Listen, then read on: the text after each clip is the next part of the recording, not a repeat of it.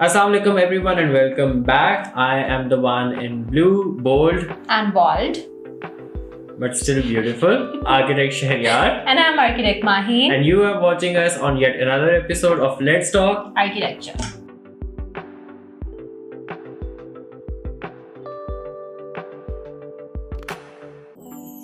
So हमारी आज की episode is a continuation of हमारी 4th एपिसोड, जिसमें हमने डिफरेंट एस्पेक्ट डिस्कस किए थे जो हमें आर्किटेक्चर स्कूल में नहीं सिखाए जाते हैं। हमारी 5th एपिसोड में हमने 2 एस्पेक्ट डिस्कस किए और हमारी आज की एपिसोड पे हम लोग 2 मजीद के ऊपर बात करेंगे। और वो 2 जो है उसमें सबसे पहले हम बात करेंगे टूल्स ऑफ आर्किटेक्चर के ऊपर। हमारे यहाँ मेजॉरिटी आर्किटेक्चर स्कूल्स में इनके बारे में सिर्फ एक ब्रीफ दिया जाता है, पिक्चर्स में दिखा दिया जाता है या बस सामने रख के दिखा दिया जाता है, लेकिन उसके बारे में मजीद नहीं पढ़ाया जाता। प्रैक्टिकल इम्प्लीमेंटेशन किस तरह से होती है, उससे मेजरमेंट्स किस तरह से ली जाती हैं, उस टूल को यूज़ कैसे करते हैं, वो हम लोग नहीं सीखते मेजॉरिटी स्कूल्स में। यूजली ये इशू हमारे यहाँ जो है वो डिज़ाइन बेस्ड स्कूल्स में आता है। जो इंजीनियरिंग बेस्ड स्कूल्स होते हैं वहाँ पे इस चीज़ पर बहुत फोकस होता है। From knowing the tools names to their usages and to actually learning of how to use them, I think it's important for all the architects because this helps them in the longer run. Lack of knowledge of the architectural tools leads to incompetency in design, right? आपको tools नहीं पता, आप scale से familiar नहीं हो, आप proportion से familiar नहीं होते, तो जब आप साइड पे जब चीज़ें एग्जीक्यूट कर रहे होते हो तो वो चीज़ें कुछ की कुछ बन रही होती हैं। सिंस हम लोगों को लिमिटेड टूल्स यूज़ करने आते हैं तो हमारे स्टूडेंट्स एक्सप्लोर नहीं कर पाते। फॉर एग्जांपल सेकंड ईयर में स्टूडेंट मेजॉरिटी स्टूडेंट्स जो हैं they stick to very linear designs, curves नहीं ट्राई करते, स्पाइरल्स नहीं ट्राई करते। उसकी वजह क्या है? टूल्स ही नहीं हमें सिखाए गए। And then we will talk about जो कि सबसे हमारे यहाँ मेजर इशू है, वो ये है ऑन साइट इशूज़। ठीक है, टूल्स जब हमें नहीं आते, हम जब ऑन साइट जाते हैं क्योंकि हमें टूल्स का नहीं पता, हमें यूज़ नहीं करने आते, हमें साइट नहीं मैयर करनी आती। साइट मैयर सही से नहीं होगी, डिज़ाइन ख़राब होगा, डिज़ाइन ख़राब होगा तो हम बार बार बैक एंड फोर्थ जा रहे होते हैं।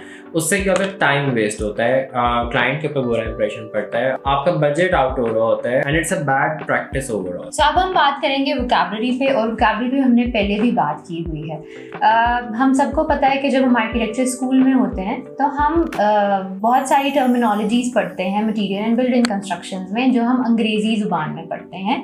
पर जैसे ही आप ग्रेजुएट करते हैं, आप जितनी भी अंग्रेजी सीख लें, आपने काम लोकल मार्केट में करना। ओके, सो जब आप लोकल मार्केट में एंटर करते हैं, आप ऑन साइट जाते हैं, तो वहाँ जितने भी लोग हैं उनको अपना काम तो बहुत अच्छे से आता है, पर उनकी एक अपनी टर्मिनोलॉजीज हैं उन चीज़ों को लेके, उन प्रोसेसेस को लेके जो वो करते हैं, और हमें उनका कोई आइडिया नहीं होता। और एक नए ग्रेजुएट को ऐसी जगहों पे, कंस्ट्रक्शन साइट्स पे, मटेरियल साइट्स पे अपनी स्पेस बनाने के लिए, बहुत ज़्यादा इंटिमिडेट ना फील करने के लिए बहुत ज़रूरी है कि उनको ये सारी वोकैबुलरी आती हो। I will give few example, I want to add few example here कि if this is a brick, so brick में हम हमेशा पढ़ते हैं कि there is a header and there is a structure, the longer side is the structure and the shorter side is the header. Local terminology में हम इसको by और सेरू कहते हैं, राइट? इसी तरह आपकी चौगाट है, चौगाट का जो फ्रेम होता है जहाँ आपका दरवाज़ा रेस्ट करता है, आप उसे पतांग या बादाम कहते हैं, राइट? एक और एग्जांपल है हमारे पास कसंडा। कसंडा 2 तरह से यूज़ होता है। ये टर्मिनोलॉजी 2 चीज़ों के लिए यूज़ होती है। पहला, जब आपकी स्लैब की पोरिंग हो रही होती है तो आपकी जो स्लैब की शटरिंग है उस पर ट्री नेल फिक्स करते हैं डिफरेंट जगहों पे, ताकि जब स्लैब की पोरिंग हो तो उसकी थिकनेस है वो इक्वल हो।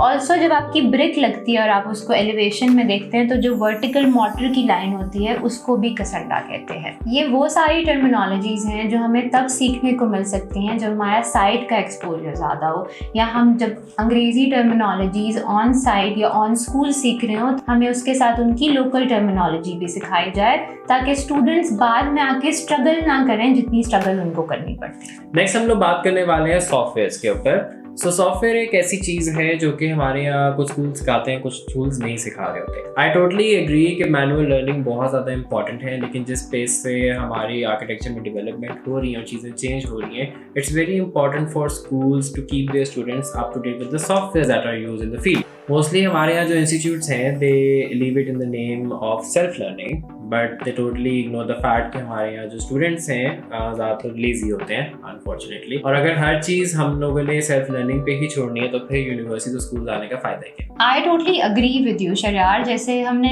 फर्स्ट वीडियो में बात की थी कि ड्राइंग बहुत इंपॉर्टेंट है, रिलेवेंट आर्ट सब्जेक्ट्स बहुत इंपॉर्टेंट हैं। आई फील दोनों बहुत इंपॉर्टेंट हैं एक अच्छा आर्किटेक्ट बनाने के लिए, बस software are as important to make an architect efficient. दुनिया बदल रही है, वक्त बदल रहा है और ऑब्वियसली टेक्नोलॉजी एडवांसमेंट की तरफ जा रही है बहुत। इसी तरह आर्किटेक्चर की फील्ड में भी आपके पास डिफरेंट सॉफ्टवेयर आ रहे हैं जो सीखना इसलिए इम्पॉर्टेंट है क्योंकि मार्केट बहुत कम्पिटिटिव है।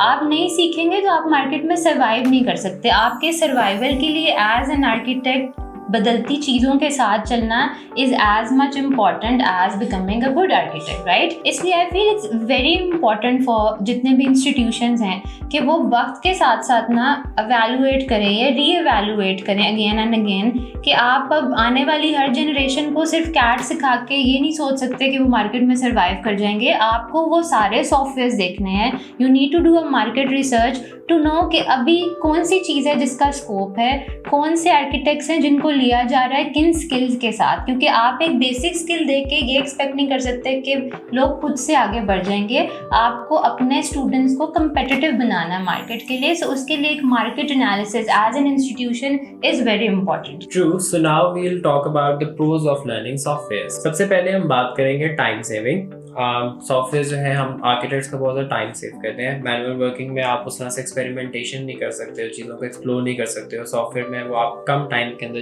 कर सकते हैं। Number 2, less effort. हमारे यहाँ जो जितने भी इंस्टीट्यूट हैं unfortunately they all focus on the donkey works, right? I mean just spare the horrors and start focusing on the smart working in architecture because it's required. Third, not only the design software बल्कि presentation software भी होते हैं। इससे हम लोग अपनी presentation skills improve कर सकते हैं, ठीक है, कम्युनिकेशन स्किल्स इंप्रूव कर सकते हैं। एंड जैसे कि माहीन ने बात की कि जब एक स्टूडेंट मार्केट में आता है तो instead of that student taking a lot of time learning दो सॉफ्टवेयर्स, तो वो अगर पहले से ही सीख कर आएगा तो वो उसके लिए काफ़ी ज़्यादा बेनिफिशियल है। और इससे एक और फ़ायदा भी होता है कि यूनिवर्सिटी या इंस्टीट्यूट का एक नाम रह जाता है कि उन लोगों ने अपने स्टूडेंट्स को सिखा के भेजा है। लास्टली हम बात करेंगे वो सॉफ्टवेयर जो कि डिज़ाइन सोल्यूशंस में हेल्प करते हैं, जिस तरह BIM है, बिल्डिंग इंफॉर्मेशन मॉडलिंग। वो आपको मटेरियल से लेके BOQ से लेके प्लान सेक्शन, उसकी एग्जीक्यूशन, वो आपको हर चीज़ अच्छे से एक्सप्लेन कर सकता है।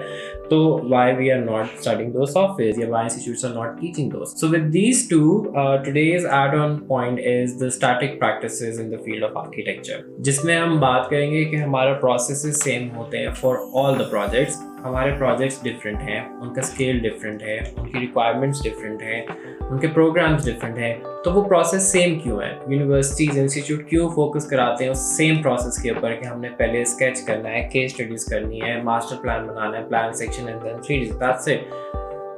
जब प्रोजेक्ट्स डिफरेंट हैं, स्टूडेंट डिफरेंट हैं, तो आई गेस उसको करने का तरीका भी डिफरेंट होना चाहिए। Maheen, what's your take on this? इस पे I feel there is a complex layer to it. Architecture school में हम जब भी प्रोजेक्ट करते हैं ना, तो हम हर प्रोजेक्ट बहुत दिल से करते हैं। इसमें आई एम नॉट सेइंग कि हमें प्रोजेक्ट दिल से नहीं करना चाहिए, बट आपको ये अंडरस्टैंडिंग डेवलप करवानी चाहिए कि किस प्रोजेक्ट पे कितनी जान मारनी है। ओके, जैसे फरारी और टोयोटा के बनने में फ़र्क होता है ना। कुछ buildings as a filler use होती हैं अर्बन एनवायरनमेंट में। फिलर्स पे इन्वेस्ट कितना करना है और उन बिल्डिंग्स पे कितना इन्वेस्ट करना है जो आर्किटेक्चरल वैल्यू में ऐड ऑन करेंगी, ये फ़र्क सिखाना इज़ वेरी इंपॉर्टेंट। बिकॉज बहुत से आर्किटेक्ट बाद में उसमें ख्वार हो जाते हैं कि हम कमर्शियल बिल्डिंग्स पे उतना इन्वेस्ट करें जितनी इन्वेस्टमेंट वो मांगती नहीं है, बट हम प्रोसेस पे बैठे रहते हैं क्योंकि हमें तो 3 महीने चाहिए डेवलपमेंट के लिए। हर बिल्डिंग का प्रोसेस ऑफ डेवलपमेंट 3 महीने नहीं मांगता है। हर बिल्डिंग की रिक्वायरमेंट डिफरेंट है डिपेंडिंग अपॉन कि वो बिल्डिंग किस पे यूज होगी, कहाँ यूज होगी,